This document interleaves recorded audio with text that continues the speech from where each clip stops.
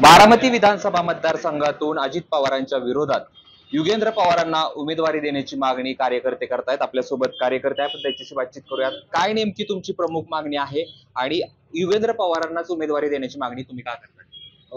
आता आम्ही साहेबांना ह्याविषयी मागणी केलेली आहे आणि युगेंद्र दादांनाच का द्या, तर ते युवा असून आता ज्या पद्धतीने ते गावामध्ये, शहरामध्ये, तालुक्यामध्ये फिरत आहेत, त्यामध्ये त्यांचा लोकांचा प्रतिसाद चांगला मिळत असल्यामुळे आम्ही त्यांना तिकीट द्यावे म्हणून अशी मागणी करत आहे। युगेंद्र पवारांना हा प्रश्न विचारला असता अजून वेळ आहे असं म्हणतात। युगेंद्र पवार सातत्यानं सांगतात कार्यकर्त्यांच्या भावना आहेत, कार्यकर्त्यांचं म्हणणं काम आहे, पण जयंत पाटलांनी देखील त्यांच्या उमेदवारीचे संकेत दिलेले। कसं बघता याकडे कार्यकर्ता? नाही, आम्ही तर कामाला लागलो युगेंद्र दादांच्याच बाबतीत मध्ये आम्ही युगेंद्र दादाच आमचे उमेदवार म्हणून कामाला लागलेले आहेत। युगेंद्र दादा असं व्यक्तिमत्व आहे की ते जनसामान्य माणसांना जसं पाहिजे किंवा बोलणं, त्यांचे फोन उचलणं, काय कामं करणं, अडीअडचणी करणं, हे युवकांच्या हृदयामध्ये कमी वेळेमध्ये युगेंद्र दादांनी आज एवढं मोठं स्थान निर्माण केलेलं आहे की म्हणून आम्ही आमच्या युवकांची असेल, फादर बॉडीची असेल, सर्वांची मागणी एकच आहे की युगेंद्र दादांना तिकीट मिळावं। मला सांगा, अजित पवारांचं भलं मोठं आव्हान असणार आहे किंवा अद्यापपर्यंत असं सांगितलं जाते की अजित पवार लढणार देखील नाहीत, परंतु कसं बघता तुम्ही या लढतीकडे? अजितदादांचं भलं मोठं आव्हान तुम्ही म्हणताय, पण ते आम्ही आव्हान म्हणून घेतच नाही, कारण आमच्या पाठीमागे पवार साहेब कृष्ण म्हणून उभा आहेत, त्याच्यामुळे हे आव्हान आम्हाला एवढं भलं मोठं वाटत नाही। आणि युगेंद्रदादांची आज लोकप्रियता जर तुम्ही बघितली तर तुम्ही बघताय आज सगळीकडे लोकप्रियता युगेंद्रदादांची किती वाढलेली आहे। ते मला सांगा, का युगेंद्र पवार पाहिजेत किंवा कुठली बारामतीतली अशी काम आहेत किती झाली पाहिजेत असं तुम्हाला वाटतं? गेल्या काही महिन्यात आपण सगळेजण बघतोय, लोकसभेच्या निवडणुकीत सुप्रियाताईंच्या विजयात सगळ्यात मोठा वाटा, सिंहाचा वाटा जर कुणाचा असेल तर तो युगेंद्रदादांचा वाटा आहे।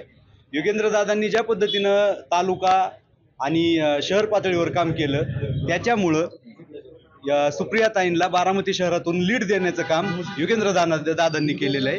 त्याच्यामुळं आमची अशी मागणी आहे की येत्या आमदारकी म्हणजे विधानसभेला आमचा आमदार म्हणून आम्ही युगेंद्रदादांना उमेदवार म्हणून पाहतो। काय भावना आहे तुमची? काही नाही, आता देशाला आणि महाराष्ट्राला आता तरुणांची गरज आहे। तरुणांच्या हातात महाराष्ट्र द्यावा आणि ते सक्षम नेतृत्व युगेंद्रदादा बारामतीकरांसाठी योग्य असं ठरते। काय सांगायचं? आम्हाला नवीन दादा पाहिजे आणि तरुण दादा पाहिजे, युगेंद्र दादा। जसं काय दादांचं आता तळागाळात काम आहे, तसं युगेंद्र दादांचं मोठ्या संख्येने काम आहे, युवकांमध्ये असेल, सगळ्यांमध्ये असेल, ते दादांचं आम्हाला काम आवडलेलं म्हणून युगेंद्र दादा आम्हाला पाहिजे। आपल्यासोबत तेच पदाधिकारी आपण त्यांच्याशी पुन्हा एकदा बातचीत करूया। तुम्ही शरद पवारांकडे मागणी केली होती की युगेंद्र पवारांना उमेदवारी द्या, त्याच्यानंतर तुम्ही जयंत पाटलांकडे मागणी, तुम्हाला काय सांगण्यात आलेलं आहे? आम्हाला साहेबांनी सांगितले की अजून आपली पक्षाची बैठक अशी कुठली झाली नाही उमेदवाराबाबत, ती जेव्हा येईल तेव्हा आम्हाला कळेल असं ते म्हणले। तुम्हाला खात्री आहे देतील म्हणून उमेदवारी? 100%। आज दादांचा झंझावात, युगेंद्र दादांचा हा चाललेला तुम्ही बघा, ग्रामीण भागातला झंझावात आता शहरामध्ये आम्ही लवकरच चालू करतोय दादांचा झंझावात। ह्याच्यामधनं तो रिपोर्ट वरती जाऊन नक्कीच युगेंद्र दादांना तिकीट मिळणार।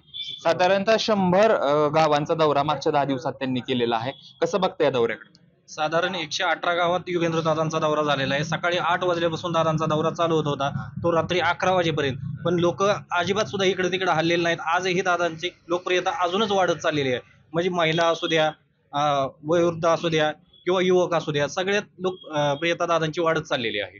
तुम्ही 100% दादांचीच उमेदवारीची मागणी करता? 100%।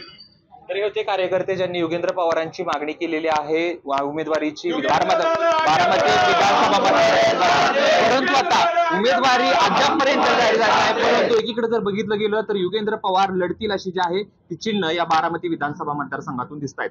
कॅमेरा पर्सन धीरज सह जयदीप भगत, एबीपी माझा, बारामती। एबीपी माझा, उघडा डोळे बघा नीट।